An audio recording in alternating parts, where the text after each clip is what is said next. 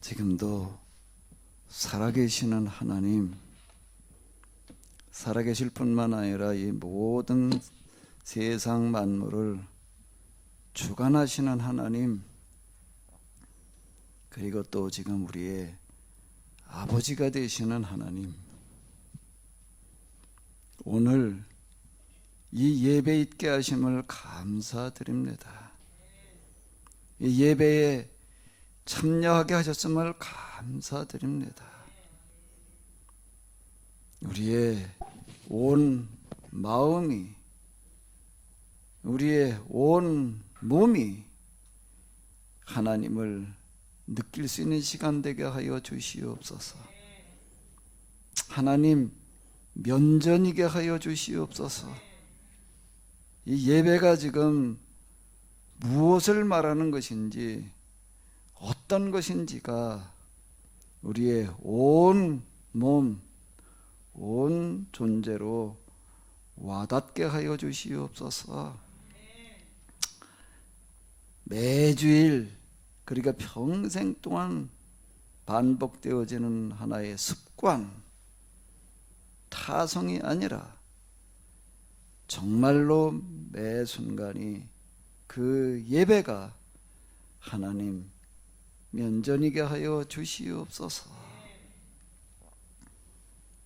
예배를 하나님 앞에 드린다라고 하는 것이, 부족한 저희들이 감히 하나님 앞에 나올 수 있다라고 하는 것이 얼마나 큰 일인지를 몸으로 느낄 수 있는 시간 되게 하여 주시옵소서.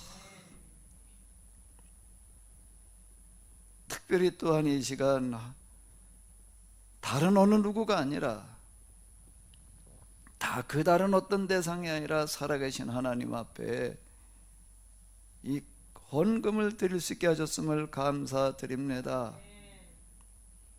감히 부족한 저희들이 하나님 앞에 뭔가를 드릴 수 있다라고 하는 것이 얼마나 큰 일인지를 또한 알게 하여 주시옵소서.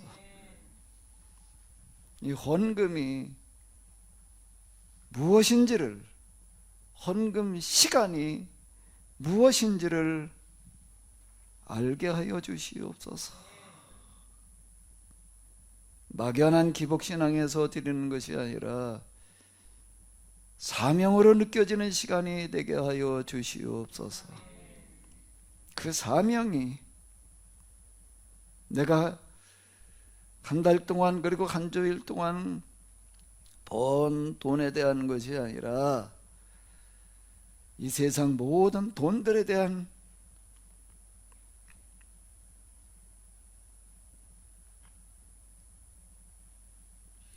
사명이게 하여 주시옵소서.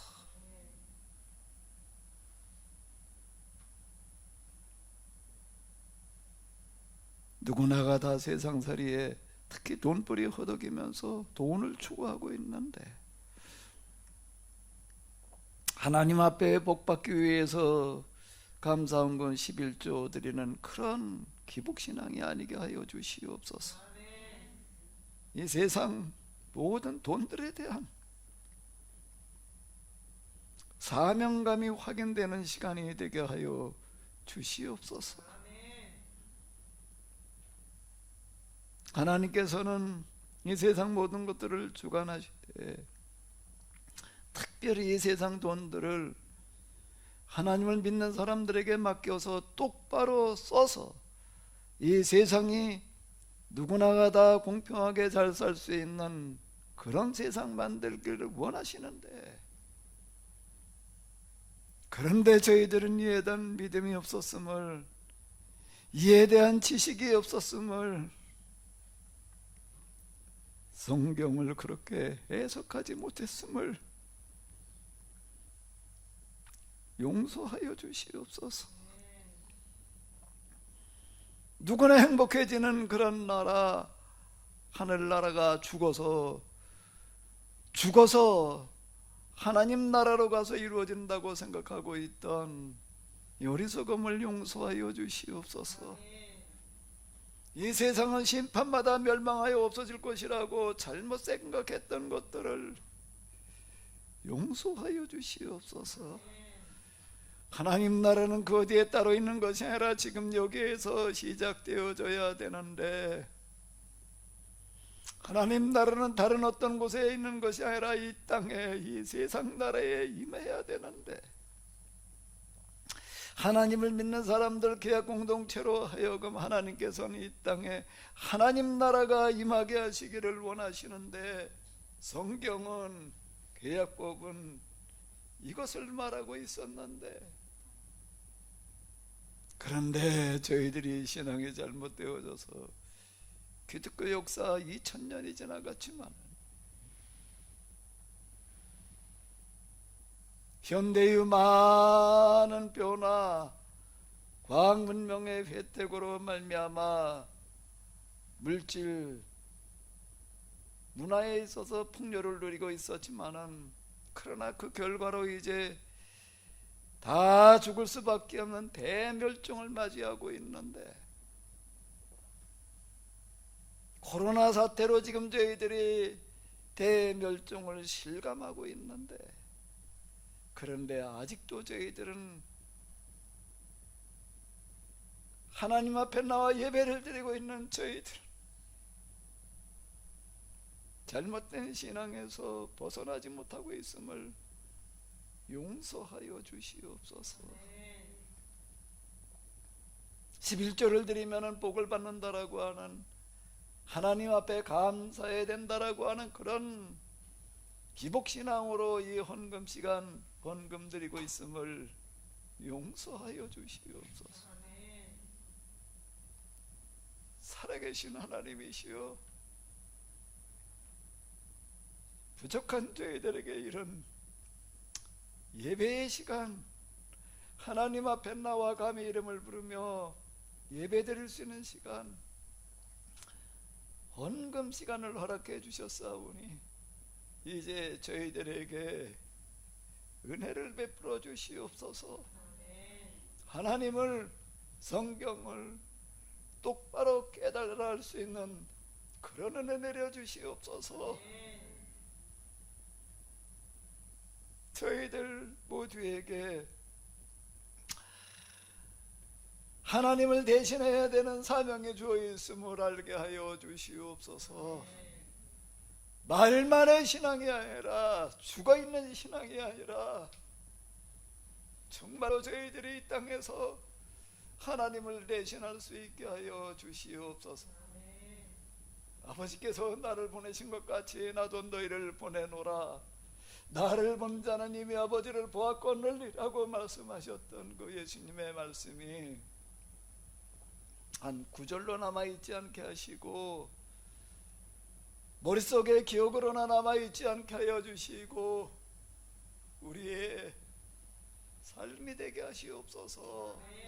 사명이 되게 하여 주시옵소서. 모든 면에서 저희들이 정말로 하나님을 대신할 수 있게 하시되, 특별히 헌금 시간 간구하오니 이 땅에 돈들을 맡아 하나님을 대신해서 쓸 수 있는 자들 되게 하여 주시옵소서. 돈을 추구하는 자가 아니라 돈을 소유할 수 있는 자, 쓸 수 있는 자, 세상 모든 돈들에 대한 책임감을 느낄 수 있는 자, 이 세상 돈들이 잘못 쓰여지고 있음에 대하여 정말로 가슴 아파하며 통회에 자복하며 회개할 수 있는 자 되게 하여 주시옵소서. 돈을 추구하며 돈에 목말라 있는, 돈의 노예가 되어져 있는 저희 모두를 용서하여 주시옵소서.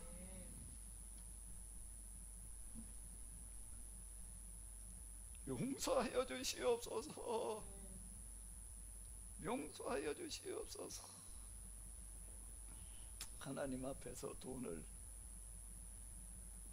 이 세상 모든 돈들을 맡을 수 있는 자 되게 하여 주시옵소서.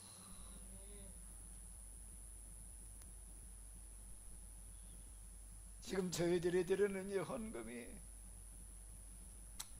하나님 앞에 정말로 우리의 이와 같은 신앙의 고백이 되게 하여 주시옵소서. 신앙의 살아있는 산 고백이게 하여 주시옵소서.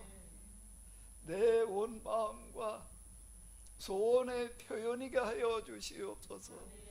세상 돈들이 똑바로 쓰여지기를 바라는 간절한 마음이게 하여 주시옵소서. 그리 되게 하여 주시옵소서. 그리 되게 하여 주시옵소서. 이 시간에도 온 세상에도 주일마다 하나님 앞에 예배드리고 있는 모든 교회, 모든 성도들에게 하나님이여 은혜를 베풀어 주시옵소서.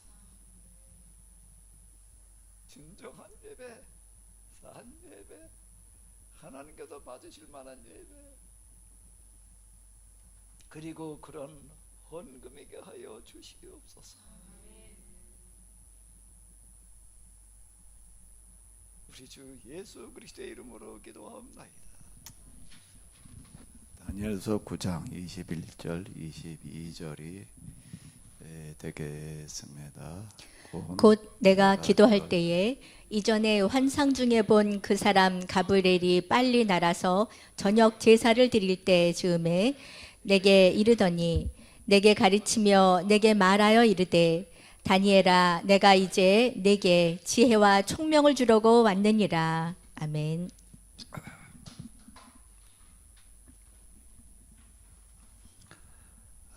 곧 내가 기도를 시작할 즈음에 명령이 내렸으므로 이제 내게 알리러 왔노라. 너는 은총을 입은 자라. 그런즉 너는 이를 생각하고 환상을 깨달을지니라. 천사가 다니엘에게 한 그런 이야기가 되겠는데요. 이 시간에는 이렇게 지난주에는 내가 기도를 시작할 때 하나님께서 곧 응답하셨다, 이명답하셨다. 우리가 2절 말씀에서 우리가 그렇게 봤었는데,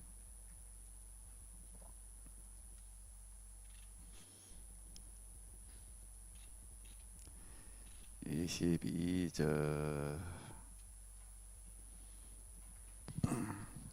내가 간청을 시작했을 때 그분께서 이미 대답해 주셨다. 이 구절을 우리가 지난 시간에 이렇게 봤었는데요. 오늘은 22절에 이제 내게 요 구절부터요. 같이 우리 다 같이 읽어보시도록 하겠습니다. 다니엘아 내가 이제 내게 지혜와 총명을 주려고 왔느니라. 자, 다니엘에게 뭐라고 말씀하시는가 하면 지혜와 총명을 주려고 왔노라. 이 지혜와 총명이라고 하는 단어가 이렇게 지금 나오고 있습니다. 이게 이렇게 보게 되면 지혜와 총명이 되겠는데요. 지혜라는 단어를 이렇게 보게 되면은 사칼 해가지고서 쭉 이렇게 설명이 나와 있습니다. 설명이 쭉 나와 있는데 또 그 다음에 이 총명이라고 하는 단어를 보게 되면은 또 비나 해가지고서 또 이해 쭉 이렇게 나와 있습니다. 자, 그리고 이 시간에는 도대체 하나님께서 지혜와 총명을 주신다. 성경에는 지혜와 총명이라는 이야기가 사실 많이 나오고 있는데 도대체 이게 무엇을 얘기하는 걸까? 지혜라는 게 뭐가 지혜라는 건지, 하나님께서 지혜를 주신다는 게 뭘 또 어떻게 주신다는 건지, 이걸 좀 한번 생각해 보도록 하겠습니다. 먼저 좀 한번 생각을 해봐요. 하나님께서 주시는 지혜와 총명이라는 게 뭐예요? 어떤 걸까요? 누가 한번 좀 얘기 좀 해봐요. 하나님께서 주시는 지혜와 총명, 말은 쉬워요. 단어로는 그러니까 다 아는 그런 단어고 많이 쓰는 단어인데 도대체 뭐가 지혜고 뭐가 총명일까요?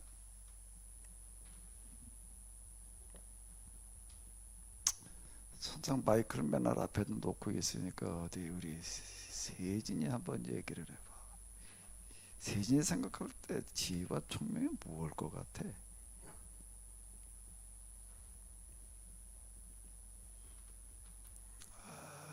세진이가 대답을 못하니까 어디 그 엄마가 대답을 좀 얘기를 해봐요.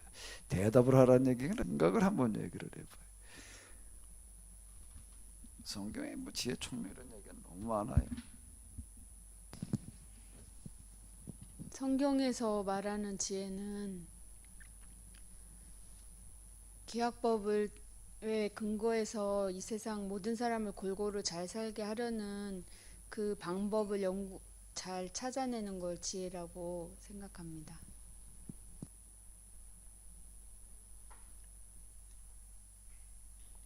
언제부터 그렇게 생각하셨어?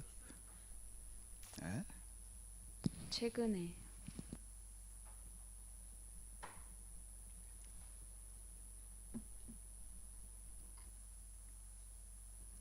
사실 우리가 알 것 같기도 하고 모를 것 같기도 하고 굉장히 이제 어려운 얘기인데요. 쉬운 것 같지만 사실 이게 어렵고 또 그리고 제가 이 나이 먹도록 그래도 신앙생활을 해오면서 이렇게 보니까 참 이런 부분이 우리가 신앙생활하는 데 있어서 가장 중요한 문제였다. 이렇게 생각이 되어집니다. 결론부터 얘기를 한다라고 하게 되면은 뭐가 지혜, 뭐가 총명이냐라고 한다면은 하나님을 아는 것인데, 하나님을 아는 지식인데, 하나님을 안다라고 하는 게 뭘 어떻게 알아야 된다는 이야기인가? 그러니까 하나님을 만난다, 하나님을 안다면은 우리가 교회 다니는 사람들한테 물어보게 되면 다 하나님 알죠. 누가 하나님을 몰라요? 하나님 만났냐? 그러면 뭐 회심한 사람 난 만났다. 뭐 그렇게 얘기하는 사람들 많이 있습니다. 뭐 저도 그렇게 생각했던 사람 중에 하나고 나름대로 하나님을 안다라고 이렇게 생각을 했고 신학교에 가서 공부하는 신학이라고 하는 단어를 풀이를 해보게 되면 신학, 하나님을 공부하는 거예요. 신학. 공부 가서 많이 어쨌든 다양한 방법으로 이제 하나님에 대해서 우리가 공부들을 하지요. 그럼 하나님을 그렇게 공부해서 뭐 어쨌든 만나서 경험해서 안다는 거가 그 다음에 뭐가 어떻게 되는 걸까요? 뭐가 어떻게 되는 걸까요? 제가 여기까지 와서 돌이켜 놓고 볼 때 이렇게 이야기할 수가 있습니다. 여러 가지로 얘기할 수가 있겠지만 만물의 원리와 이치를 터득하게 되는 거다. 그러니까 만물과 이치를 원리를 터득한 다음에는 그 다음엔 뭐가 어떻게 되느냐 그런 시각으로 이렇게 보게 되는 거더라고요.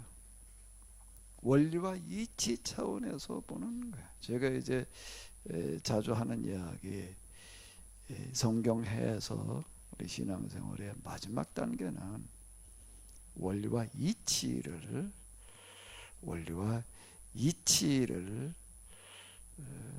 터득하는 것이다. 성경을 원리와 이치로 해석하는 것이다. 내가 이제 이런 이야기를 하게 되는데요. 지금 이제 그 구체적인 방법이 뭔가 이제 계약법, 금방 진상 입사님 얘기하는 계약법 뭐 이런 걸 가지고 제가 이렇게 얘기를 하는데요. 제가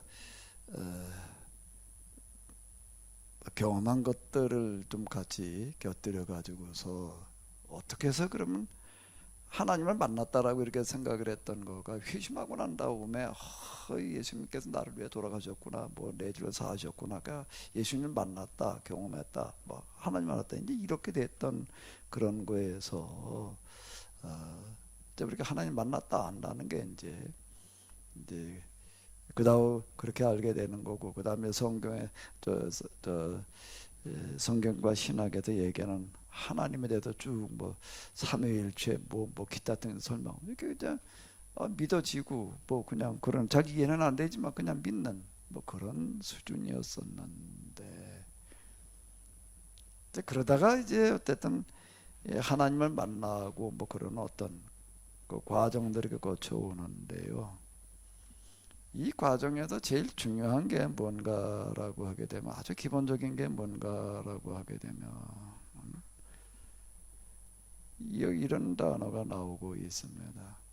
내가 곧 기도할 때 여기 기도하며 이렇게 얘기가 나오는 거예요. 그러면 이런 일들은 언제 일어나는가 하면 기도할 때 일어난다라고 하는 거예요. 기도라고 하는 어떤 이런 거가 우리는 뭐 영혼의 호흡, 하나님과의 대화 뭐 이런 식으로 다 이제 좀 얘기를 하고 그러는데요. 그거보다 더 중요한 건 기도하는 시간에 뭐가 되는가 하면 내가 정말로 하나님을 깨달아 알게 되고, 하나님을 깨달아 알게 되고, 요게 지금 이렇게 보게 되면 이런 얘기해서 깨닫게 하려고 왔다,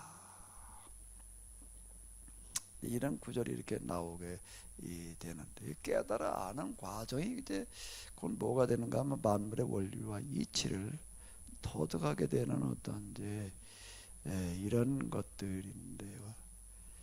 이게 기도를 빼놓고 나서는 얘기가 안 되는 거예요. 여기에는 이제 많은 기도가 필요한데, 근데 우리의 기도라고 하는 거가 뭔가 하면 내가 무슨 문제가 있을 때, 어려움이 있을 때 해결해 달라고 하는 식으로 다 기도를 하게 되는 겁니다. 아니면 이제 무슨 중보기도라는 건 뭐 남이 이런 사람 저 사람 다 문제를 가지고서 이제 어쨌든 해결하는 이제 이런 건데요. 그 기도 가지고서는 지금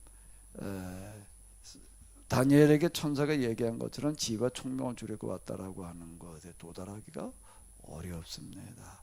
기도가 내가 필요한 것들 뭐 요청하고 구하고 하는 그런 식의 기도에서 더 나아가 자기 성찰과 뭐로 가는가 하면 깊은 사색으로 가는 거예요. 그 사색이라고 하는 것 속에서 이제 지혜와 총명이 이제 이렇게 경험이 되는 건데요. 오늘 예배 드리시는 여러분들 모두에게 좀 이런 은혜가 함께 하시기를 바랍니다. 그럼 이제 경험을 가지고 하나님을 만난다라고 하는 게 어떤 것인지를 조금 좀 이제 이렇게 좀 쉽게 설명을 해보도록 하겠습니다. 이게 쉽게 설명이 되는지 잘 모르겠는데, 저도 22살 때 교회를 나가가지고 어느 순간 회심이라고 하는 걸 경험을 하고 난 다음에 정말 예수님에 대한 그 어떤 믿음, 예수님이 나를 위해 돌아가셨다, 우리가 구속사에서 얘기하는 이제 이런 거죠. 회심이라고 얘기하는 그런 것들이 아주 강하게 일어났고, 그 다음에 이제 성경을 뭐 그냥 그 전에는 그 회심하기 이전에는 무슨 얘기인지 읽어도 모르겠더니 회심을 하고 나니까 괜히 다 알 것 같고 너무 성경만 읽으면 자우지간 재밌고 좋은 거야. 내가 되고 그래도 계속 읽는 거고, 누가 기도를 하라고 그래가지고 하는 거는 굉장히 어렵습니다. 기도가 하고 싶어져서 해야지 이게 되는 거지. 뭐 어쨌든 뭐 저녁마다 혼자 가서 뭐 기도하다가 뭐 이제 뭐 이런 식으로다가 이제 그러고 했는데, 나름대로 하나님을 뭐 만났다 안다 뭐 이렇게 생각을 했어요. 그런데 이제 1993년 성경을 딱 가슴에 뜨거워지는 어떤 경험, 이런 것들이 있고 난 다음에 이제 다시 또 이제 기도를 이제 저녁마다 저녁 숟가락을 놓게 되면은 일어나서 이제 산으로 가서 한 2시간씩 기도하는 이제 그런 시간을 좀 이렇게 가졌는데, 뭐 기도 시간을 많이 가진 거는 아니에요. 저녁 먹고 나가지고 가서 이제 한 11시쯤 이제 돌아왔으니까 뭐 왔다 갔다 하는 시간 뭐 빼고 나기도 기도하는 시간 한 2시간쯤 아마 이렇게 됐을 거예요. 이제 그러고 나서 아침 또 그다음 새벽 기도하고 뭐 이제 새벽 기도 때 혼자 이렇게 기도를 하고 있는데, 제가 뭐 아마 몇 번 말씀을 드렸지요. 그 전에는 강한 그 죄가 느껴져서 이제 회개를 하고, 그러고 그 다음 날 아침 또 이제 일어나서 기도를 하려고 그러는데, 이건 뭐 회개 정도가 아니라 나 자체가 그 죄다 이렇게 강하게 느껴지는데, 강한 느낌, 눈으로 보이는 환상은 아닌데요. 환상, 눈으로 보이는 것보다 더 생생하게 느껴지는 거가 뭔가 하면 예수님의 십자가가 느껴지는 거예요. 지금 십자가에 달려서 예수님께서 돌아가시는 그 장면이 강하게 보이는 게 아니라 느껴지는 건데, 얼마나 생생하게 느껴지는가 하면 예수님의 신음소리, 고통소리, 그러니까 그대로 생생하게 귀로 들리는 게 아니라 내 뭐라고 그래야 되나, 마음이라고 그래야 되나, 몸이라고 그래야 되나, 이렇게 느껴지는 거예요. 우리가 저기 기찻길 옆에 서 있어 기차 지나가게 되면은 그냥 그 진동 소리가 몸으로 느껴지는 거 있잖아요. 그 비슷하게. 근데 그 중에 뭐가 또 느껴지는가 하게 되면 예수님의 십자가에서 떨어지는 핏방울 소리가 이렇게 느껴지는 거예요. 들려요. 이게 몸으로 귀로 들리는 게 아니라 몸으로 전달돼서 이 핏방울 떨어지는 소리가 있다고. 이 소리가 너무 크게 느껴져서, 예수님께서 나를 위해서 이렇게 십자가에서 돌아가시고 대신 죽으셨는데, 그 피가 나를 용서하시는데 그냥 저렇게 땅바닥으로 떨어질 게 아니라 나에게 떨어져서 내 죄를 좀 씻어 주십시오.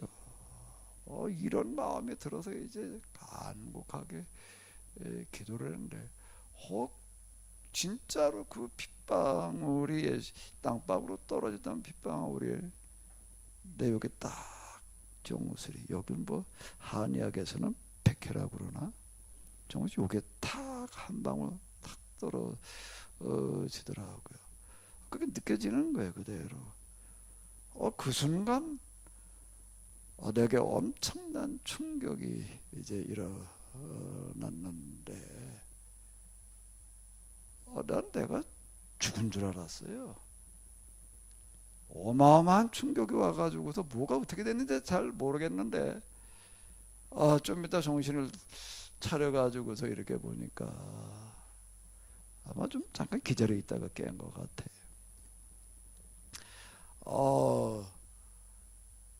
뭘 내 몸 위에다가 어마어마하게 무거운 걸 갖다 얹어놓은 것 같은데, 이건 뭔가 무척 큰 산을 갖다 얹어놓은 것 같이 이렇게 느껴지고, 그러니까 숨을 쉴 수가 없지요. 그 다음에 떨림, 그 전율이라고 하는 어떤 이런 게 오는데, 그렇게 떨어본 적이 없어요. 추워서 떠는 것도 아니고 무서워서 떠는 것도 아니고, 그 어떤 떨림이라는 게 있어가지고, 도대체가 이게 뭐 정신을 못 차리겠는 거예요. 그 어떤 압박감, 그 떨림. 가만히 보니까 내가 죽은 거는 아니더라. 난 죽은 게 이런 건가 보다. 왜 죽은 게 아니다라고 생각되는가? 교회 밖에 사람들이 왔다 갔다 하는 차 지나가는 소리, 밖에 누가 떠드는 소리 그대로 들리니까 내가 아직 죽지는 않았나 보다. 그런데 그 중압감과 전율 때문에 견디질 못하고 이제 또 기절을 했어요. 기절을 했다가 이제 깨났는데, 어떻게 해서 깨났나 하면 까치우는 소리가 크게 들리는 바람에 이제 깨났어요.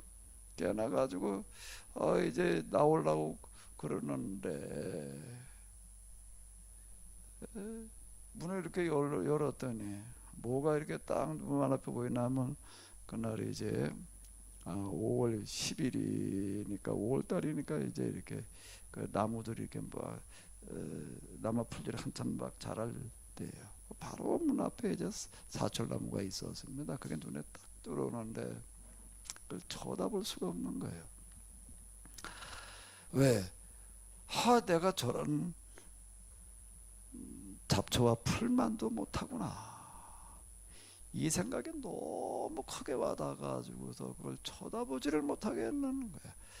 그거 이전에 먼저 뭘 쳐다봤나 하면 까치가 우는 바람에 내가 이제 정신이 들었거든요.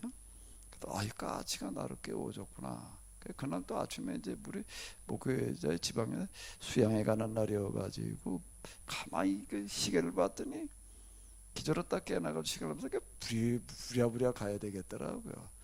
안 갔으면 좋겠는데 그냥 그대로 앉아 있었으면 딱 좋겠는데 멍해가지고 내가 지방 회계여서 그날 그 돈을 가지고 있어가지고 안 갈 수가 없는 거예요. 그 하마터면 실수할 뻔했다 이 생각이 들어가지고 부랴나게 일어나가지고 나오다가 까치가 나를 깨워줬다. 그리고 까치를 쳐다보려고 이렇게 바로 그 문 앞에 나무가 있었습니다. 참중나무가 있었는데 까치가 나를 깨워줬다. 까치가 여기 앉았다. 쳐다보려고 하는데 내가 쳐다볼 수가 없는 거예요. 눈을 짓들 수가 없어요. 왜?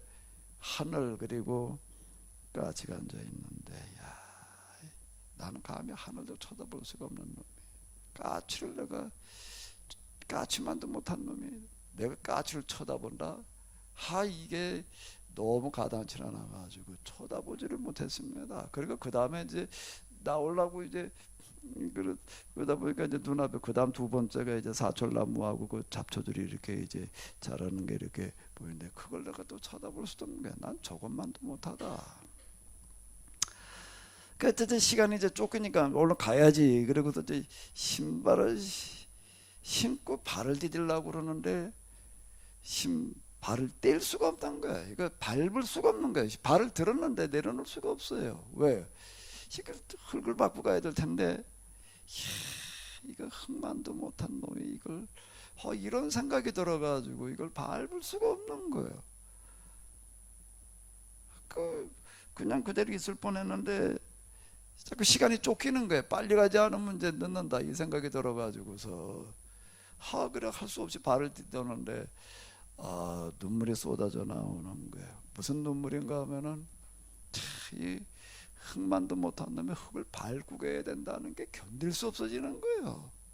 그 견딜 수 없어지는 어떤 거에서 이제 눈물이 쏟아져 나와가지고서 어쨌든 그때부터 눈물이 쏟아져 나오기 시작하는데 뭘 보기만 하면 눈물인 거예요. 왜? 금방 말씀드린 대로 도대체 내가 뭘 볼 수도 없는 게 난 그만도 못하다는 생각 때문에 우리가 얼굴을 못 뜬다 뭐 그런 얘기 있잖아요. 너무 부끄러운 일을 하고도 얼굴도 못 뜨는 시게 되는 것처럼 이제 모든 걸 쳐다볼 때 다 그런 건데. 자 이제 이런 경험이 무엇을 의미하는지를 사실 잘 몰랐습니다. 그리고 난 다음에 이제 그 기도가 이제 몇 년 계속되고 나서는 또 어떤 현상이 나타나는가 하면 기도하러 가서 그냥 뭐 마음속으로 기도를 하든 말을 하든 소리를 내서 기도를 하든 어쨌든 기도를 뭐라고 표현을 해야 될 거 아니에요. 근데 좀 이제 쭉 가고 좀 가다가 보니까 그 다음에는요 말을 할 수 있는 게 아니더라. 왜? 내가 가면 하나님 앞에 뭐라고 이게 어쩌고 저쩌고 이게 이제 너무 가당치 않게 느껴지게 되고 기도를 하러 가서 이렇게 앉아 있게 되면 어떤 느낌이 이렇게 와 닿으면서 내가 앉아 있지를 못하고 나도 모르게 엎드러지는 거예요. 엎드러지는데 어느 정도로 엎드러져야 되는가 하게 되면 자세가 낮아지는데 얼굴이 완전히 얼굴 전면이 땅바닥에 닿을 정도 더 이상 엎드러질 방법이 없는 거예요. 그 핏방울이 한 방울 이렇게 딱 떨어졌다가 기절해서 깨어나는데 아마 시간 계산해 보니까 1시간은 조금 안 되는 것 같더라고요. 아마 한 40-50분 정도 되지 않았었나. 근데 깨가지고 일어나 보니까 내가 놀란 게요. 어떻게 돼 있나? 사람이 그렇게 낮아져 있을 수가 없어. 뭐 쥐포처럼 그냥 눌러놨으니까 이게 뭐 온 전면에 그냥 완전 땅바닥에 완전히 붙었다가 이렇게 깨나는 그런 기분이었는데, 몇 년 지나고 난 다음에 기도하는 시간이면 그 자세가 아니면은 기도를 할 수가 없는, 뭐 기도하려고 하면 그 자세가 나도 모르게 그렇게 되더라고요. 자, 이 두 경험이 그 이후 이제 나를 바꿔놓는 거예요. 뭘 어떻게 바꿔놨을까? 그 경험이. 제가 이런 얘기를 합니다. 하나님 가장 높은 데 계신 줄 알았는데 어디 계시더라? 가장 낮은 데 계시더라. 어떻게 해서 그런 얘기를 내가 하느냐? 뭐 기도한다 하나님께서 뭐 이렇게 저 낮은 곳에 계신 하나님 보였다는 것도 아니고요. 뭐 보이는 것도 아니고, 뭐 여기 다니엘은 천사가 와서 알려줬다, 천사가 와서 알려줬다는 것도 아니고, 어떤 분은 환상 가운데 무슨 뭐 입신 가운데 뭐 천국 가가지고서 무슨 하나님 어떻게 앉아 계신 걸 보고 왔다가, 난 하나님이 형상으로 뵌 적이 없어요. 느낌으로 와닿는 건데, 내가 하나님을 너무 잘못 아는 줄 알고 있었구나. 가장 높은 데 계신 줄 알았더니 가장 낮은 곳에 계셨구나.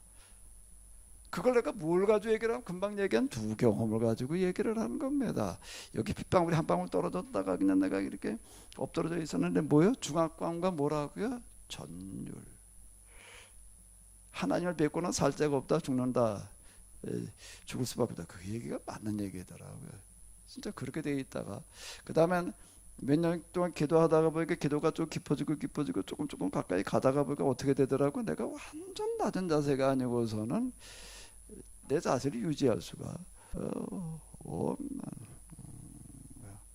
제가 이 경험을 통해 가지고서 뭐라고 내가 얘기를 하는 거, 하나님은 가장 낮은 곳에 계시다, 이렇게 얘기를 하는 겁니다. 이 경험을 가지고 왜 하나님 가장 낮은 곳에 계시다고 말을 할 수가 있을까? 진상의 집사님 진상을 얘기를 해봐요. 이 경험이 왜 하나님은 가장 낮은 곳에 계시다는 말을 하게 했을까? 나라요.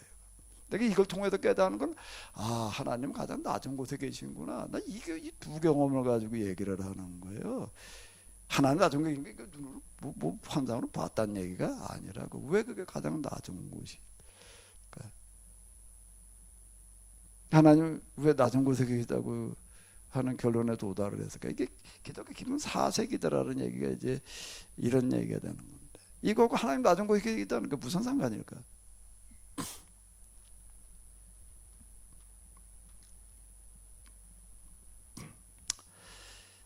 이게 중력이라고 하는 걸 우리가 알고 있습니다. 뭐 뉴턴이라는 사람의 사과가 뭐 남에 떨어진 걸 보고서 뭐 중력을 발견했다, 중력의 원리를 찾아냈다. 다 아는 얘기지. 그 모든 게 다 낮은데 떨어진다, 위에서 다 떨어진다 말이야. 다 아는 얘기. 그런데 세계 이 두 경험을 통해 가지고서 뭐를 내가 사색에 대한 중력의 원리라고 하는 어떤 이런 거, 만물이 다 지배받고 있는 우주 공간의 모든 것들은 중력의 지배를 받고 있는데, 이 지구에서만 그런 게 아니에요. 왜 이게 내려갈까 말이야. 이걸 비로소 내가 이제 생각을 하게 된 거예요. 우리 여기 대학원 과정에서 뭐를 했는가 하게 되면은 이제 그 거의 마지막에 가지고 이제 물리학을, 이제 자연과학을 이렇게 공부하기 위해서 우리 장도주 장로께서 소개를 해주셔가지고 아주 여기 대학원에 그래도 아주 훌륭한 그 자연과학 교수들이 와가지고 강의들을 하셨습니다. 거기다 서울대 출신이고 외국에서 다 박사학위 받아가지고 오시고, 이제 그런 분들, 그 중에 한 분은요, 그 국제 학술지에 발표하는 논문이 거의 세계적인 수준인 그런 분들이 이제 있었어요. 그 와가지고 이제 뭐 다양한 그런 부분을 이렇게 주르르 얘기를 했는데, 하나 좀 궁금한 게 많아가지고 좀 질문을 했습니다. 이제 뭐 지구가 이제 태양의 주위를 돈다, 뭐 다 아는 얘기지 뭐. 그 돈다는 거예요. 뭐 자전 공존 해가면서 게다가 뭐 그게 무슨 케플러의 무슨 법칙 해가지고서 뭐 저쩌고 왜 사계절의 변화가 오는지 뭐 이런 것들 설명을 하는 거예요. 그게 이제 이게 돈다는 겁니다. 또 지구 측이 좀 기울어져 가지고서 뭐 어쩌고 저쩌고. 그럼 나는 뭐를 묻게 되는가 하면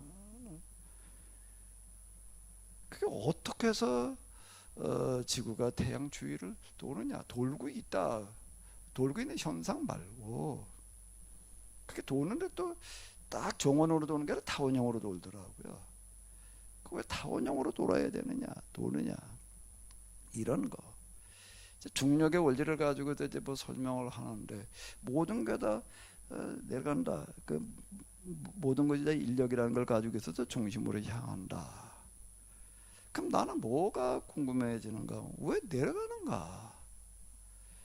내려가는 현상이 있다. 그거 말고 왜 내려가느냐?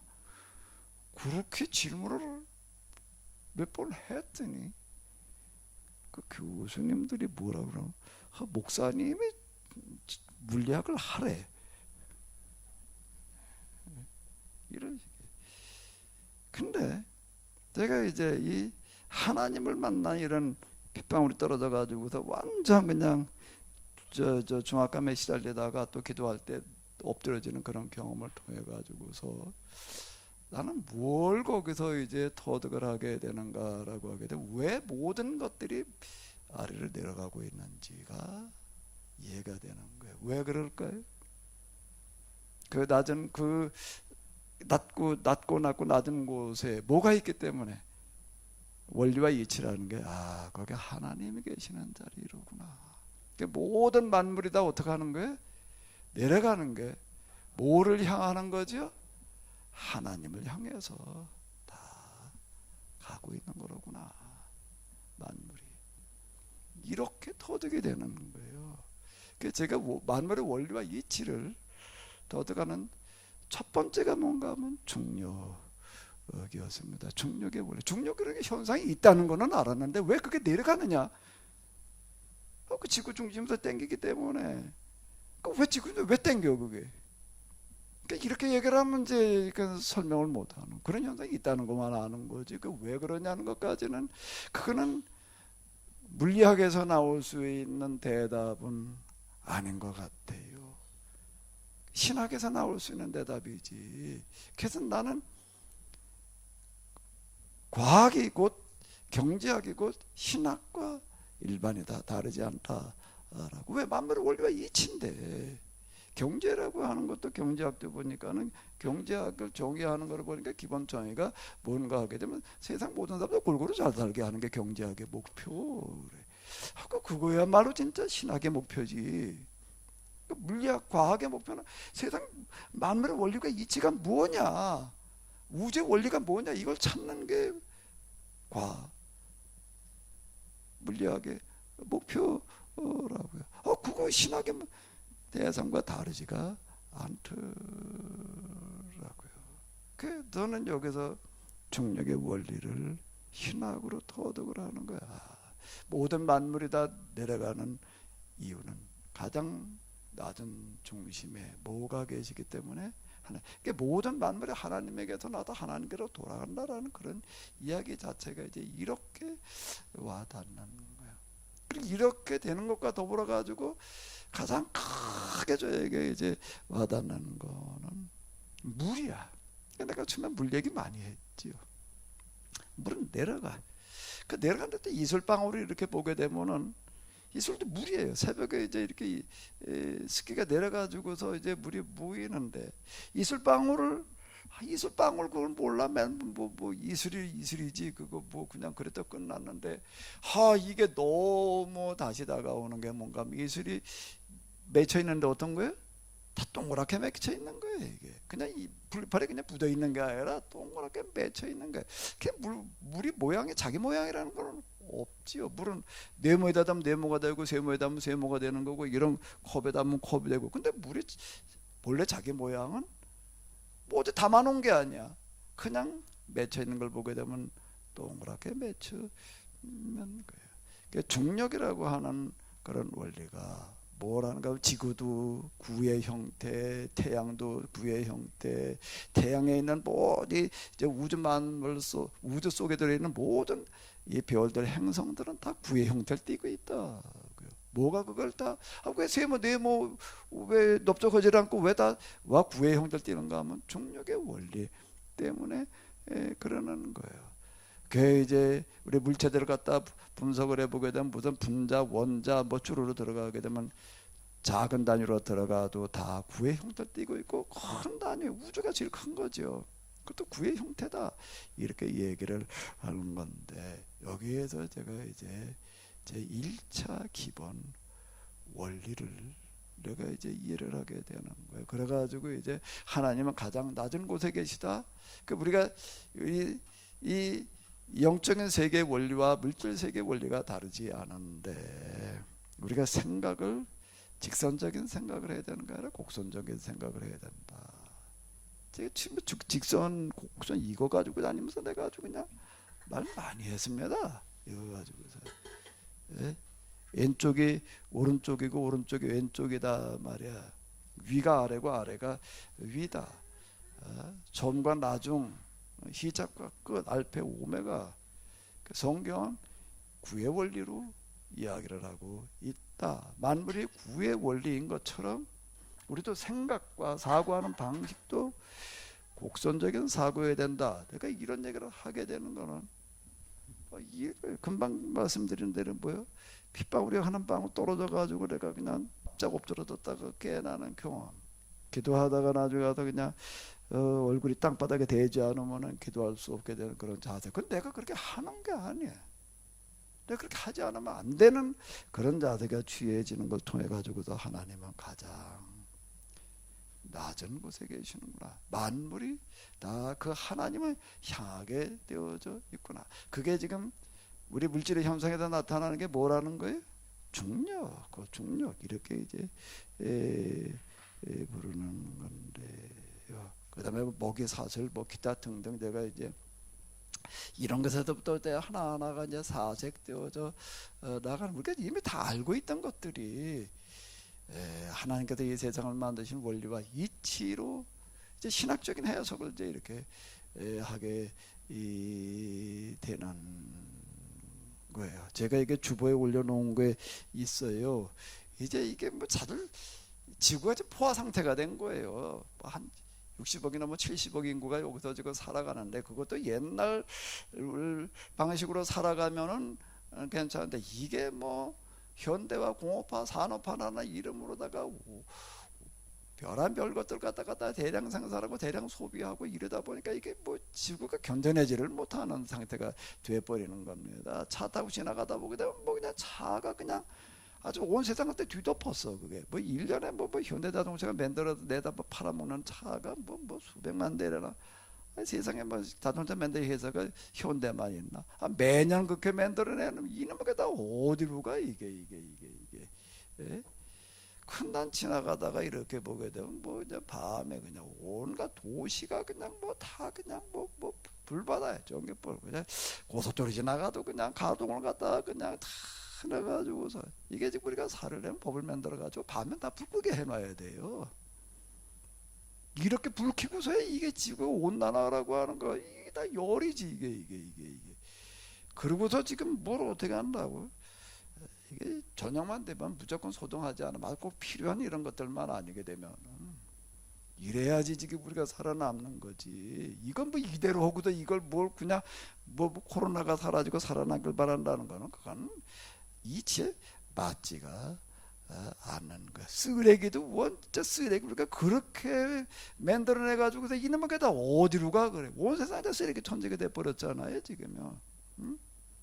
그 쓰레기 그 뭐고 완전 소비를 우리가 거의 제로화 시키지 않으면 이제 못 살아나 남는 거예요.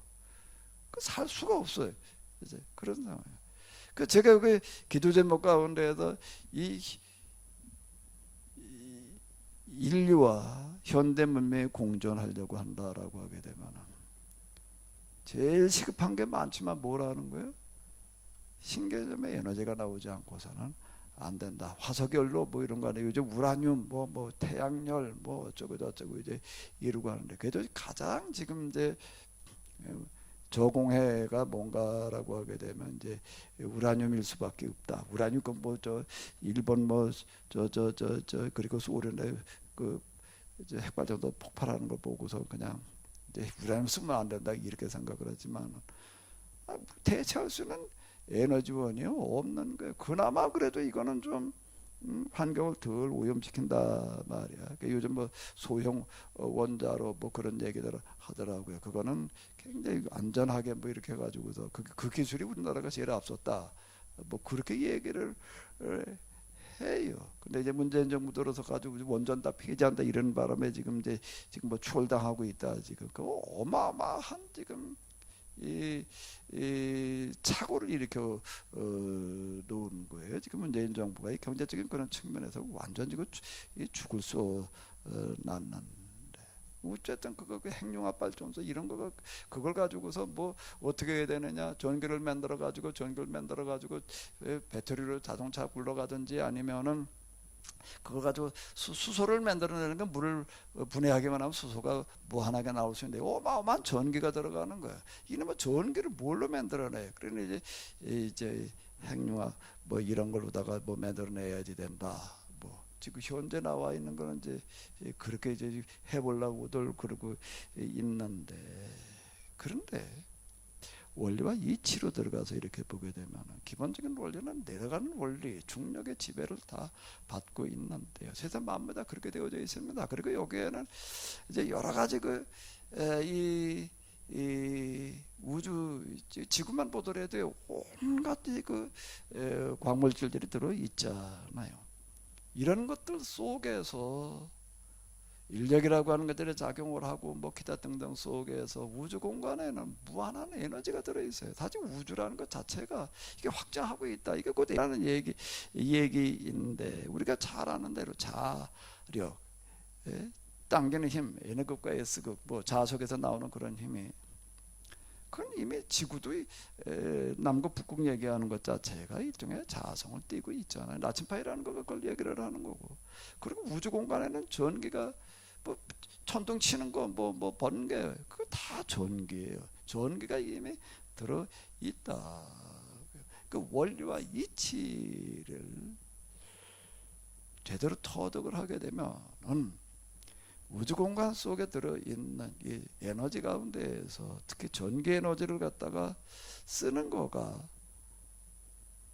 인류가 그래도 멸종하지 않고 살아남을 수 있는 현대 문명을 그래도 어느 정도 유지하면서 살아갈 수 있는 기본적인 원리인 것 같아요. 왜 이미 우주 공간에 이런 들어 있잖아. 이걸 쓰는 그 원리만 찾아내면은 이렇게 되는데, 이제 가끔 제가 이제 기도하다가 어떨 때 그냥 이놈의 대멸종을 어떻게 막아야 되나 그러다 보니까 이 원리와 이치 속에 에너지원이 들어있을 텐데, 지구가 자전하는 걸 한번 생각을 해보십시오. 이게 계속 하루에 한 바퀴씩 돌아요. 그게 그건 뭘 말하는 거예요? 어마어마한 에너지예요.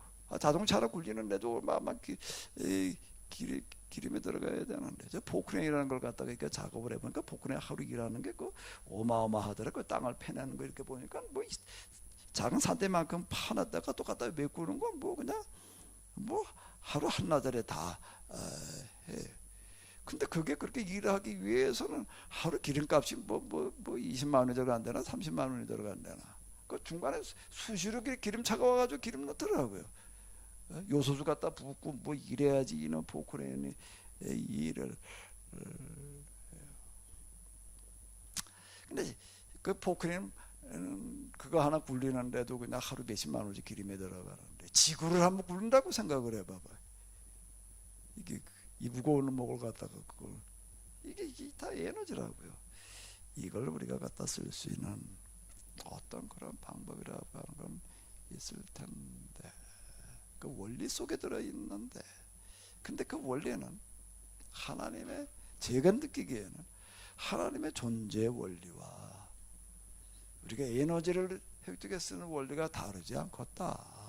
이건 과학 신학에서 해결해야 될 문제, 과학 물리학에서 해결해야 될 문제가 아니라 신학에서 해결해야 될 문제다 말이야. 내가 이런 생각이 들어요. 그러니까 하나님을 경험하는 하나님 경험이 세상 만물에 대한 원리와 이치에 대한 그런 경험이기 때문에 과학에서 아무리 연구를 해도 중력에 의한 물체가 다 밑으로 떨어진다 라는 것까지는 현상은 말할 수 있지만 현상의 원인은 과학으로는 그걸 입증해낸다는 게 대단히 어렵습니다. 그건 신학으로, 신앙 경험으로, 하나님 경험으로 그거는 확인할 수 있는 일이지. 그걸 실험을 해가지고서 뭐 하나님이 실험의 대상인가?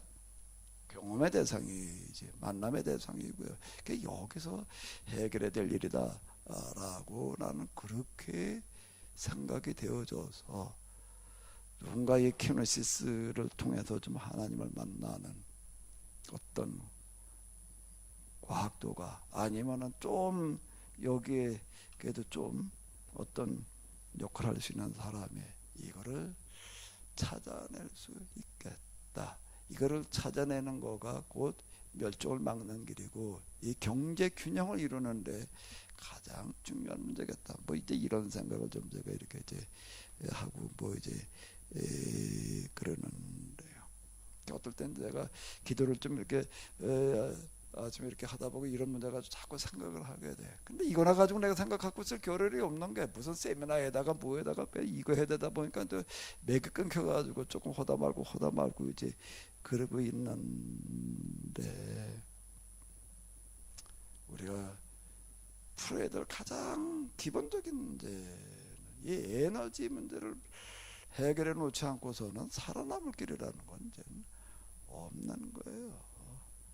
무공의 청정 에너지, 무한 에너지를 통해 가지고서 오염되어 있는 것들을 완전히 회복시키는 그 길이 그 방법이 빨리 좀 나와야 될 터인데 좀 관심 있는 분들은 한번 좀 여기에 과학으로가 아니라 한번 신학으로 좀 접근을 해보시길 바랍니다. 예. 하나님을 만난다라고 하는 것은 만물에 대한 원리와 이치를 터득하는 것이더라라고 하는 거고 그리고 그 다음에는요 그 시각으로다가 만물을 보게 되는 거예요. 나는 목회자고 설교자이다 보니까 그걸 가지고 나는 지금 뭘 보고 있는 거면 성경을 보는 거예요. 하나님 만들어 놓으신 이 세상 그리고 그 역사를 이런 원리와 이치로 이제 보게 되는 건데요. 그런데 하나님을 기도하다 보니까 내가 이렇게 보이더라 뭐 이런 얘기를 자꾸 하는데 그런데 여기에 이것만 또 있는 거는 아니고요. 이제 계약법이라고 하는 거를 제가 또 이제 이런 과정에서 이 성경이 계약의 책이고 계약이라고 하는 게 중요한 거로구나 이제 이렇게 생각이 되어지는 거예요. 근데 그 계약이 중요하다라고 제가 보고에 대한 이유가 뭘까? 무엇 때문에 계약을 내가 중요하다고 자꾸 얘기를 하는 걸까요?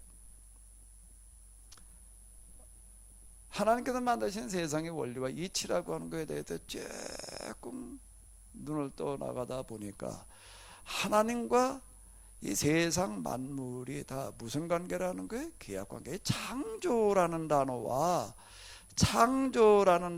계약이라는 단어가 같은 얘기더라고요. 창조. 하나님께서 세상을 만드셨어.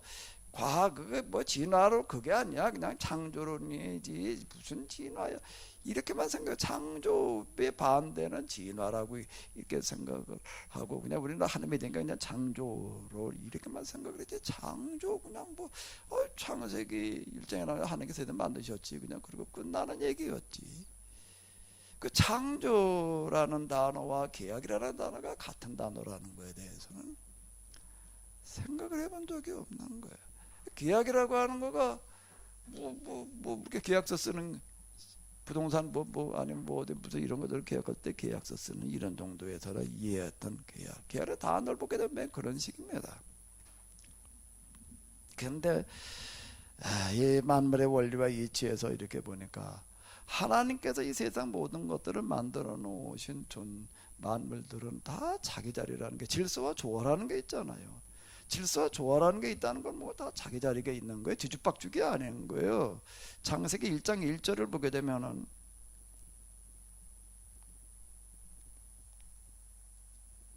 이 구절 참 이런 게 이렇게 참 큰 뜻을 가지고 있는 거였는가라고 하는 거를 내가 이런 걸 통해서 비로소 생각해 보는 거예요. 태초에 하나님의 천지를 창조하시니라 그러고 그 다음에 뭐란 얘기예요? 땅이 공돈하고 공허하며 흑암이 깊음이 있고 이게 뭔 얘기인지를 모르는 게 아직 질서와 조화라는 게 창조 이전에는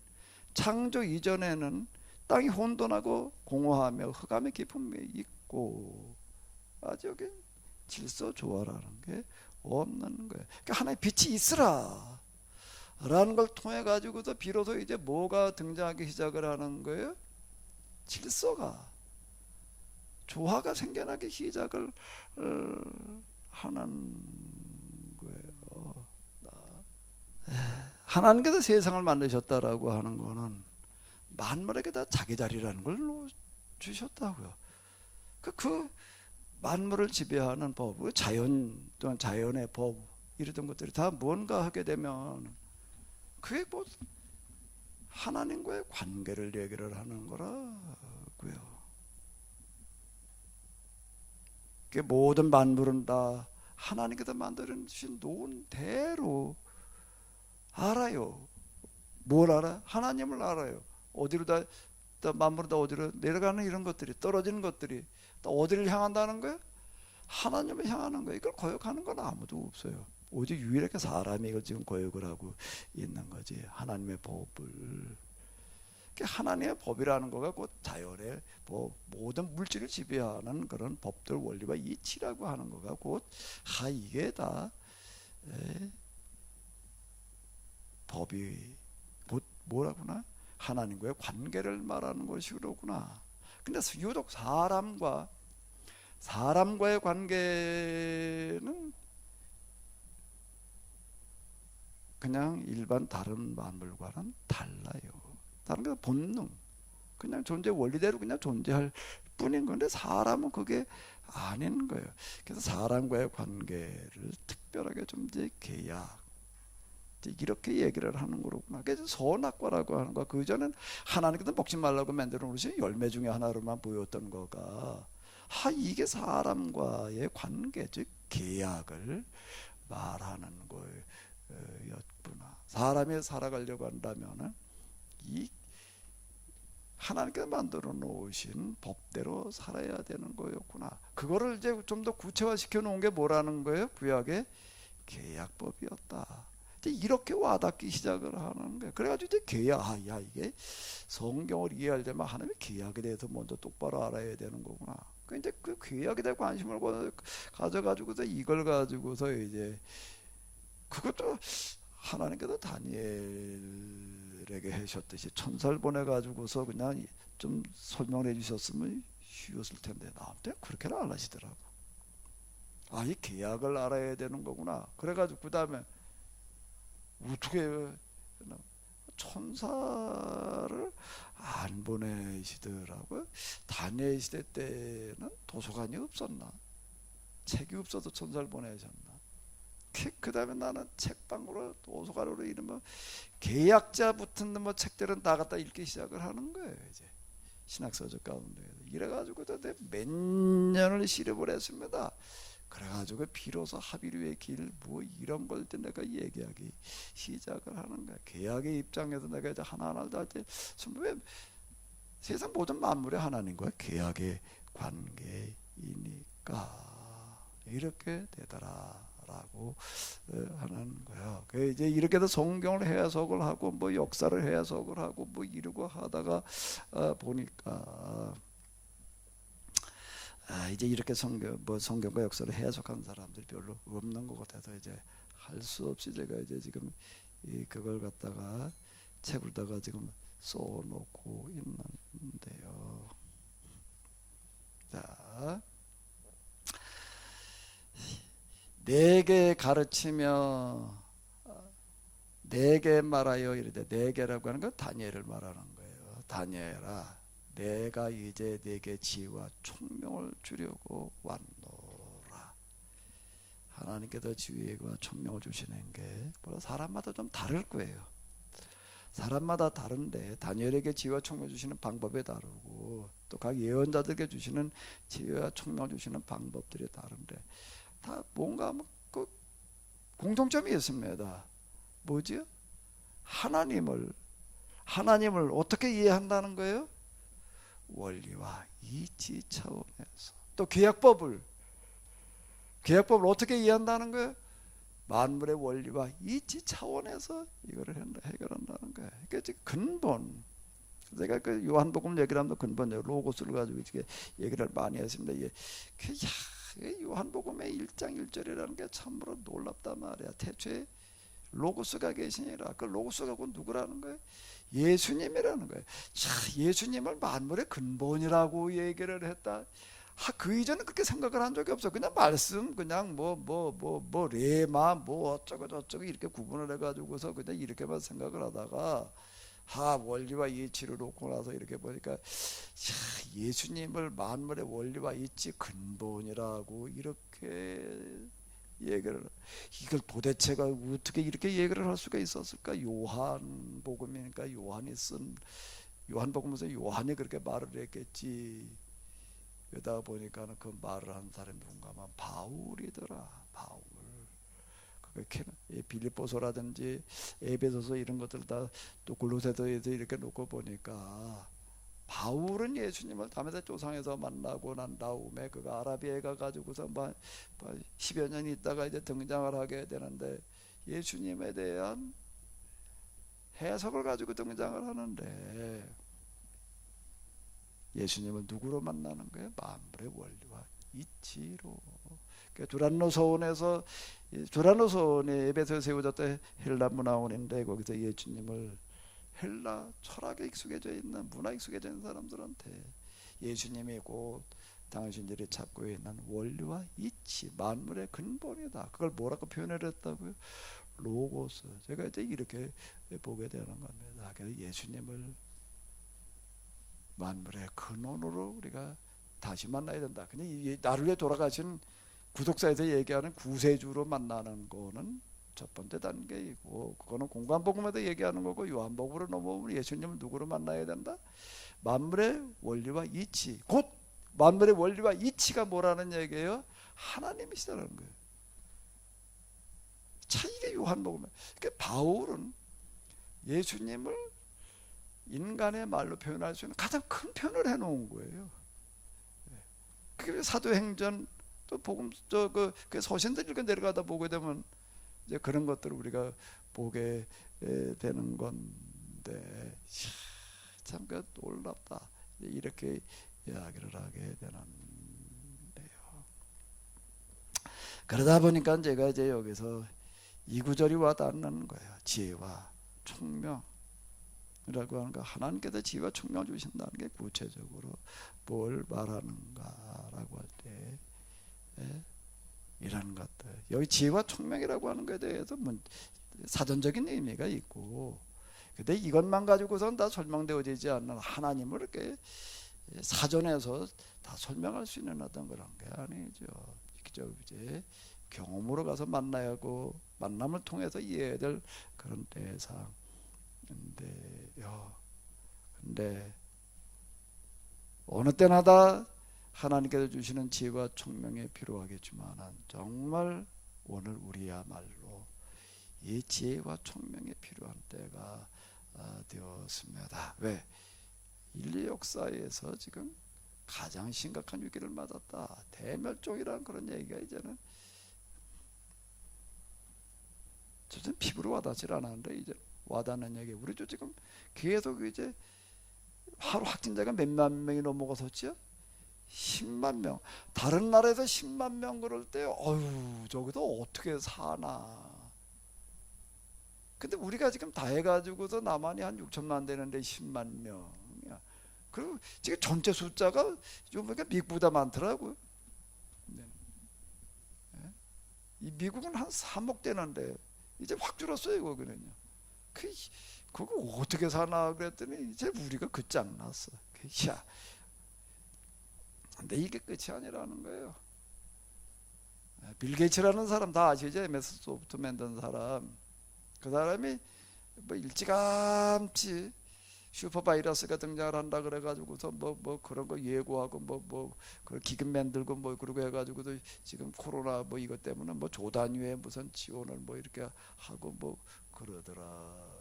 가장 활발하게 활동하는 사람 중에 하나. 이걸 미리 예측을 하고 이거에 대해서 대비해야 된다 이 말을 많이 한 사람 중에 하나가 빌 게이츠 이렇게 얘기를 하는데, 그 사람 코로나가 등장할 거라 아주 그냥 거의 정확하게 예측을 하고 뭐 어떻게 뭐 했다 그렇게 얘기를 해요.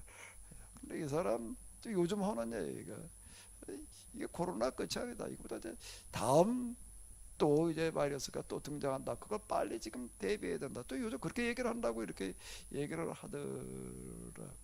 뭐 그 사람 얘기가 아니더라도 이제 우리가 누구나 다 아는 거예요. 아니 온 지구 자체가 이제 뭐 쓰레기 때문에 빠져 있고 오염물질의 뒤범벅인데, 아니 이게 어떻게 여기서 멀쩡할 수가 있어요? 이게 뭐 백신이나 가지고서 뭐 어쩌고 저쩌고 주물러 걸어 가지고 해결될 수 있는 노릇이 아니에요. 이건 이제 진짜 지혜와 명철이 좀 필요한 때가 됐습니다. 다시 한번 같이 읽어보실까요? 22절이요. 내게 가르치며 내게 말하여 이르되 다니엘아 내가 이제 내게 지혜와 총명을 주려고 왔느니라. 아멘. 오늘 이 예배 드리시는 여러분들 모두에게 좀 하나님께서 주시는 지혜와 총명이 임하시기를 바랍니다. 아멘. 그래서 여러분들이 좀 에너지 문제 좀 해결을 해봐요. 거기에 세상 돈에 다 몰릴 거야 아마. 이거를 해결해 놓는다라고 하게 되면 하나님께서 세상 돈을 맡기신다라고 하는 거가 그냥 아무렇게나가 아니라 이 하나님을 아는 이런 이해, 그리고 그 신앙에서부터 시작이 되어지는 거예요. 지금 뭐 엄청난 변화의 소용돌이가 치고 있는데요. 이 하나님께 주시는 지혜와 총명은 오는 임하는 방법이 뭐라고요? 방법이 뭐라고요? 기도야. 기도인데, 기도가 다니엘의 기도, 이거 9장 굉장히 중요한 거예요. 그냥 다니엘의 기도라는 제목으로 다 계속 지금 얘기를 하고 있는데, 다니엘의 기도라는 건데, 다니엘의 기도가 무슨 기도예요? 일단 뭐 자기 자신이 어쩌고 저쩌고 뭐 이런 걸 해결해 달라고 하는 그런 기도가 아니라는 거예요. 시간이 조금 가기는 했지만은요, 이 기도가 굉장히 중요한 건데, 제가 뭐 조그만 오두막 하나, 뭐 흙집 하나 짓는데도 이게 참 만만하지를 않아요. 예상치 않던 문제들이 많이 생겨가지고서 이제 하나하나 이제 해결을 해 나가야지 되는데, 기도를 해야죠. 기도를 해요. 근데 기도를 어떻게 해야 되나? 하나님, 제가 지금 이 당장 흙을 받아야 될 텐데, 이제 흙 받는 문제가 또 이제 이게 또 땅을 말 본다고 열심히 봤는데, 여기 그냥 물만 퍼올리지 않으면은 거기에 그렇게 물이 날 때라고 생각지를 않았는데, 이게 나중에 보니까 아닌 거예요. 그냥 이거 쓰기가 굉장히 어렵게 생겼어요. 이게 흙을 받아야 될 노릇인데, 이게 또 흙이라는 게 뭐 조금 몇 차 받아가도 될 것도 아니고, 이게 수백 차를 받아야 될 판인데, 이걸 갑자기 흙이 어디서 생겨나 그래. 이게 어려운 노릇이더라고요. 근데 땅 보면 하나 실수한 거예요. 이제 지금 예상치 못한 건 실수라기보다, 그저부터 또 어떻게 해야 되나? 하나님, 제가 여기저기 이래도 이게 필요한데 좀 이거 도와주. 이렇게 기도를 할 수가 없어요. 왜 할 수가 없을까? 그 전부터 그렇게 했죠. 하나님 지금 뭐가 필요한데 뭐 어떻게 도와주고 해결해 주시고 인도해 주시고 뭐 함께 해 주시고, 함께 해 주시고라는 말을 내가 할 수가 없는 거예요. 왜? 내가 뭐 대단하다고 하나님께서 함께 해달라고 그래. 일단 기도를 한다라고 하는 거에, 제가 기도하다 보면 가장 낮은 자세가 임하더라라고 하는 거가 구체적으로 뭘 말을 할 수 있는 게 아니더라라는 얘기가 뭔 얘기인가 하면은, 아니 이렇게 해주시고 저렇게 해주실 때 뭘 존재하는 거면 하나님께 나를 아신다고 생각을 하고 기도를 하고 있는 거야. 진상의 기도하면 진상이라 하나님께서 아시고 진상의 문제를 도와주시고, 아무리 양고서 뭘 아시며 머리카락을 세시며 뭐 생각을 이거 다 아시지. 그 원론적인 얘기이고. 그런데 진짜 하나님과 가까이 갔을 때에는 하나님께서 나를 아실 만한, 기억하실 만한 자가 내가 지금 돼 있나? 우리 집사람하고 결혼식에 한번 갔어요. 제 동기가 아들이 결혼식을 한다고 그래가지고 갔는데, 가가지고서 이렇게 보니까 그 신랑, 우리 또 동기 아들이 결혼한다고 그래도 그 때문에 갔는데, 그 신부가 있더라고요. 그 신부가 이렇게 뭐 이름을 보고 뭐 어쩌고 하더니 우리 사람이 기억을 하는 거예요. 왜 기억을 하냐면, 얘네 초등학교 때 가르쳤던 제자래. 그게 몇십 년 전 얘기야. 이제 초등학교 때 가르치고 21, 30살 돼가지고 결혼하니까 이게 뭐 한 20년 가까이 된 거예요. 진상의 선생님 한 20년 전에 가르친 애들 다 기억해? 예? 다 기억 못하지. 근데 기억나게 남는 애가 있어요, 없어요? 어떤 애가 기억에 남아? 마이크 가지고 얘기를 해봐요. 특별히 말썽 피운 아이들이 기억이 나요. 또? 그리고 말 잘하는 둘 중 하나 하는 거지. 둘 중에 하나. 그러면 한번 곰곰이 생각을 해봐요. 기도할 때 엎드리더라라는 얘기가 말을 뭐라고 할 수가 없게 되더라는 얘기가, 우리 그냥 하나님 나를 아신다고 생각을 하고 내 기도 들어준다고 생각하고 그러고 이제 기도를 하는데, 다시 한번 생각을 해봐요. 이 세상에 수많은 사람이 살고 있는데, 그래 하나님께 날 기억하실 만한 걸 내가 뭘 해서 날 기억을 하셔? 특별히 말씀을 피웠거나 뭘 어떻게 하라고? 하나님 날 뭘 가지고, 난 널 도무지 모른다. 예수님께서 하신 말씀 가운데 마태복음 25장에 그런 얘기 있잖아요. 내가 하나님을 안다고 생각을 하고 있는 거죠. 하나님이 나를 아시냐는 건, 우리가 주님의 이름으로 귀신을 쫓아내고 능력을 해가고 뭐 하는 일을 했습니다. 난 널 도무지 모른다 말이야. 하나님 존재하시는 하나님 거 다 아시지. 그건 원론적인 얘기이고, 진짜 하나님께 나를 기억하실 만한, 그럼 이것부터 고백을 해야 돼. 아이고 하나님, 나 같은 놈이 뭐 나는 하나님 기억하실 만한 자가 전혀 아닌데, 그 뭐라고 기도를 해 내가? 그래 내가 차지게 이런 상황에서 내가 하나님이 여기까지 이렇게 온 게 다 하나님께서 인도해 주셨다라고 내가 고백할 수밖에 없는데, 인도해 주셔서 이렇게도 말할 수가 없는 거예요. 감히 하나님 내가 뭐 대단하다고 뭐 인도를 해주셔? 뭘 하고 있다고? 내가 지금 하나님 도와달라고, 이걸 뭐에 도와달라고 그래야 돼? 뭘 이렇게 대단한 걸 하려고? 우선 암에 걸린 사람이 뭐 한둘인가? 예? 그러니까 도와달. 하나님 내가 도와달라고 말할 형편도 못 되고, 내가 다들 기도할 만한 존재도 나는 못 되는데, 이런 심정 속에서요, 달리 내가 어찌할 방법이 없는데, 하나님 어찌하든지 내가 이 일을 통해서 그래도 하나님께서 조금 기억하실 만한 일이 될 수 있도록, 지금 여기서 내가 가서 뭐 이렇게 땅을 좀 구입을 해가지고서 뭘 하나 짓고 있는데, 여기서 뭐 이렇게 가서 공간 되찾게 해달라는 말도 사실 못하는 거예요. 하나님, 이 일이, 제가 하는 이런 일들이 그래도 하나님 보시기에 좀 기억될 만한 일이 될 수 있도록, 그렇게 해나갈 수 있도록 인도해 주십시오. 근데 그렇게도 얘기하는 게, 내가 그렇게 만들어갈 만한가?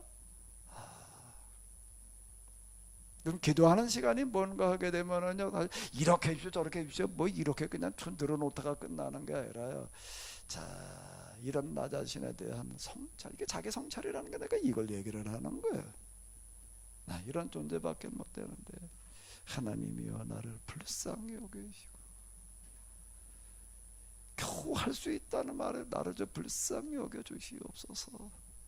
그저 이 정도 얘기하는 게 다지. 내가 거기 앉아가지고 내 상황을 쭉 스스로 돌이켜 보면서, 내가 지금 여기에 좀 그래도 좀 하나님 보시기에 그 눈밖에 날 특히 말썽 피운 애들이 기억에 남대. 그렇게 기억되는 게 아닌, 그래도 하나님께서 이렇게 좀 눈여겨 보실 만한 한 구석에 좀 뭘 어떻게 내가 좀 해나가 봐야 될까, 이런 거 저런 거 그냥 내 나름대로 생각하는 게 그러면서 지금 어쨌든 이러고 있는데요. 하나님께서 도와주셔서 뭐 이게 말은 쉽지만 내가 뭐 대단하다고 하나님께 도와달라고 그렇게 얘기를 막 드러나도 되나? 예? 모를 때에는 우리가 쉽게 막 얘기할 수가 있는데 하나님께 가까이 나간다라고 하는 것은 뭐가 되는 건가 하게 되면은요, 견딜 수 없는 마음, 하나님 앞에서 낮아지는 게 그런 것들 속에 좀 머물러 있는 거가 기도하는 시간이더라 라고 하는 거야. 어쨌든 하나님께서 주시는 지혜와 명철이 여러분들 모두에게 다 임하셔서 제가 요즘 그런 생각이 많이 드는 게, 야, 지금 이렇게 예배를 드린다라고 하는 게 이게 과연 가당한 얘기인가? 여기 하나님 앞에 나도 어떻게 내가 예배를 드린다고 하면 생각을 해요.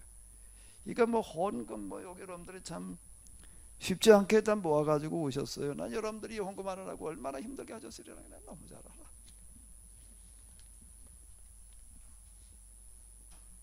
요즘 우리 형편에도 정말 그 11조 뭐 기타 등등 정말 쉽지 않게 여러분들 한다고 내가 너무 잘합니다.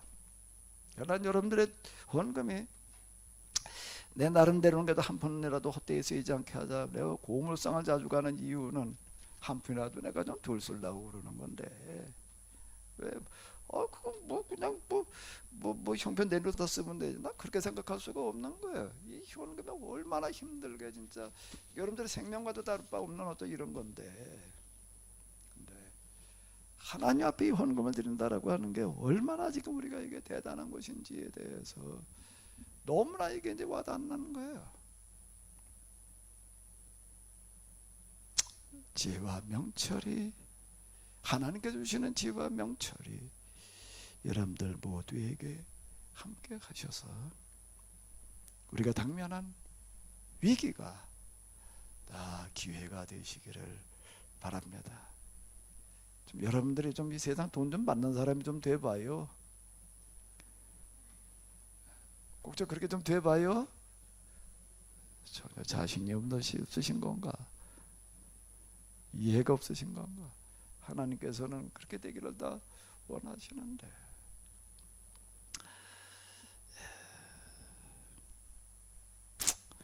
오늘 이와 같은 시간 허락하셨음을 감사드립니다.